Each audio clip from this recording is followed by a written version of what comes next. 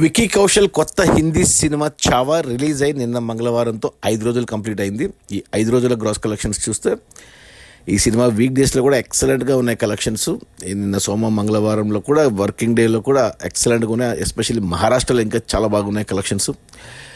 5 రోజులకు గాను ఇండియాలో చూసుకుంటే 182 కోట్లు గ్రాస్ కలెక్ట్ చేస్తే ఓవర్సీస్ నుంచి 32 కోట్లు వచ్చింది గ్రాస్. అంటే టోటల్గా 5 రోజుల్లో చావా సినిమా 214 కోట్లు గ్రాస్ కలెక్ట్ చేసింది. ఇక అందులో జిఎస్టీ తీసేస్తే నెట్ కలెక్షన్స్, హిందీలో నెట్ కలెక్షన్స్ చూస్తారు. నెట్ కలెక్షన్స్ వచ్చేసి 152 కోట్లు ఉంది 5 రోజుల్లోనే. ఈ సినిమా బడ్జెట్ వచ్చి 140 కోట్లు.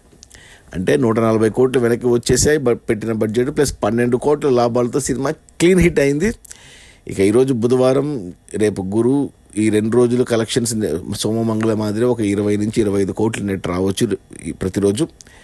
అంటే ఈ 2 రోజుల్లో 200 కోట్ల నెట్కి వెళ్ళిపోతుంది సినిమా. ఇక వీకెండ్లో ఇంకా కలెక్షన్స్ పెరుగుతాయి. సో ఈజీగా 250 నెట్ కలెక్షన్స్ లేదా 300 వరకు వెళ్ళినా ఆశ్చర్యపోవాల్సిన అవసరం లేదు. సినిమాకు అలా పాజిటివిటీ అలా వచ్చింది, టాక్ అలాగే వచ్చింది, బజ్ అలాగే ఉంది.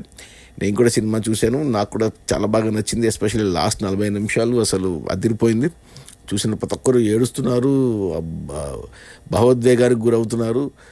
అసలు ఈ చావా మొత్తం ఏమంటారు, చాగయ్య మూవీ అదిరిపోయింది. ప్రతి ఒక్కరు చూడండి ఖచ్చితంగా. సో అది మన విక్కీ కౌశల్, రష్మిక మందనాల కొత్త హిందీ ఏమంటారు చరిత్ర పీరియాడిక్ సినిమా.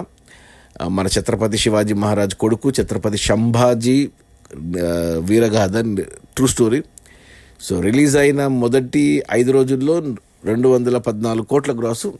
అందులో నెట్ కలెక్షన్స్ వచ్చేసి 152 కోట్లు. సినిమా బడ్జెట్ 140 కోట్లు అయితే 12 కోట్ల లాభాలతో సినిమా క్లీన్ హిట్ అయింది. ఈ సినిమా తీసిన మ్యాడాక్ ఫిలిమ్స్ దినేష్ విజన్ ఇంతకుముందు స్త్రీ 2తో ఆల్ ఇండియా హిట్ కొట్టాడు, హిందీ సినిమాలో నెంబర్ 1 కొట్టాడు. బట్ దాన్ని పుష్ప 2 బీట్ చేసింది వెంటనే.